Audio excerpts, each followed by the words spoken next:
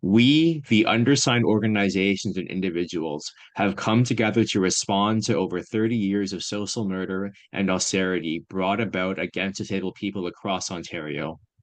From Mike Harris to the current government of Doug Ford, we have been constantly and consistently failed by the province of Ontario through the undermining and underfunding of our social systems at every turn and every level. Enough is enough.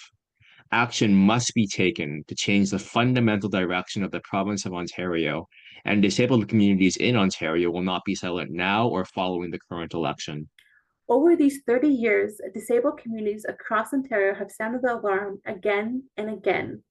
From devastating, never recovered, from cuts to social assistance programs in the 1990s, to the continued philanthropization of housing, to the balloon police budgets and anti disabled measures like the Safe Streets Act. Our communities have been at the front lines of pushing back against government imposed austerity measures.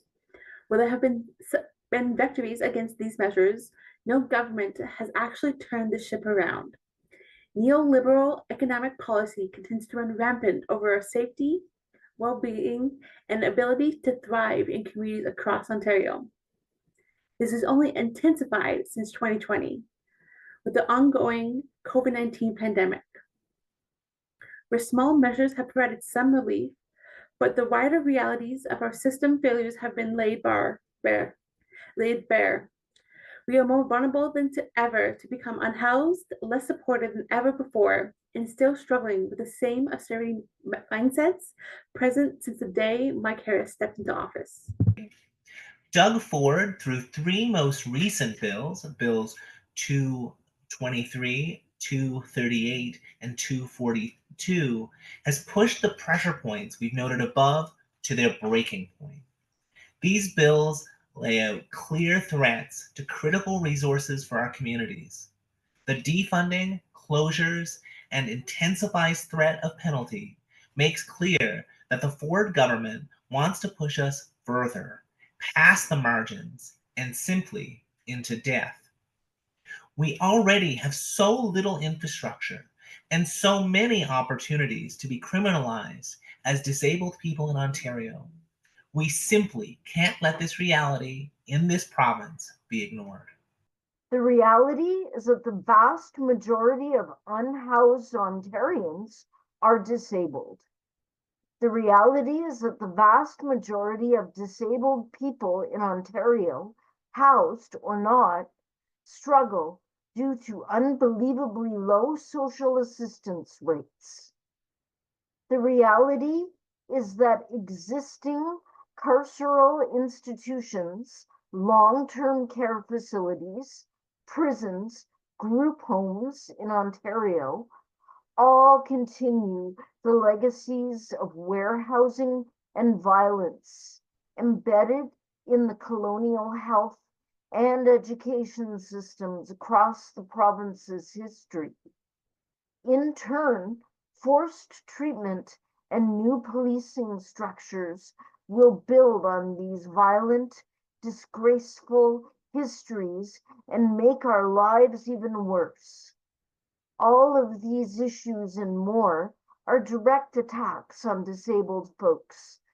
To our readers, we remind you these are not abstractions, but attacks on you, your loved ones, your neighbors, your friends, and community members.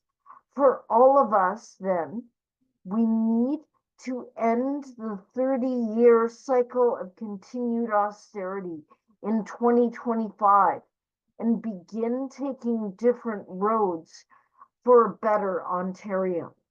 This is bigger than one election. This will require pressure on every party and every politician to make it right. And we can start now.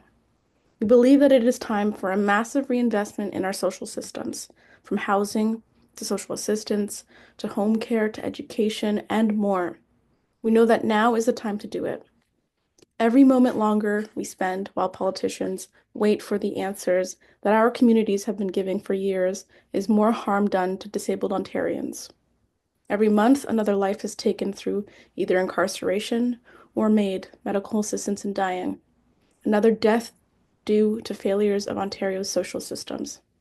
Instead, we have a set of policy positions that we urge people across Ontario to take up with every party and to push now.